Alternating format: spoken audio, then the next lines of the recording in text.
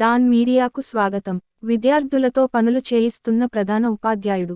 పశ్చిమ గోదావరి జిల్లా కేంద్రమైన భీమవరం మండలం, తాడేరు జిల్లా పరిషత్ స్కూలులో హెడ్ మాస్టారు పిల్లలకు స్పెషల్ క్లాసులు ఆదివారం ఉన్నాయని, స్కూల్కి రమ్మని చెప్పి, ఆడపిల్లలతో ఇటుకలు, మగపిల్లలతో సిమ్మెంటు, ఇసుక మోయించిన కారణంగా చాలామంది పిల్లలకు జ్వరం, ఒళ్ళునొప్పులు వచ్చాయని, ఈ విషయంపై కొంతమంది తల్లిదండ్రులు అడగ్గా చిల్లర పనులకు బిల్లులు రావని, అందుకు పిల్లలతో చేయించామన్నారు.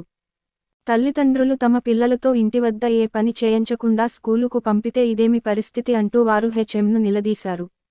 అదే విషయంపై విలేకరులు హెచ్ఎంను అడిగితే సరైన సమాధానం చెప్పకుండా, తప్పించుకుని క్లాసులో విద్యార్థుల వద్దకు వెళ్లి వీడియో తీసి, నన్ను అడిగారు మిమ్మల్ని ఎవరైనా అడిగితే మా స్కూలు పనులు, మా ఇష్టం అని చెప్పాలి లేకపోతే అంటూ క్లాసు విద్యార్థులను బెదిరించినట్లు తల్లిదండ్రులు, విద్యార్థులు ఆరోపిస్తున్నారు.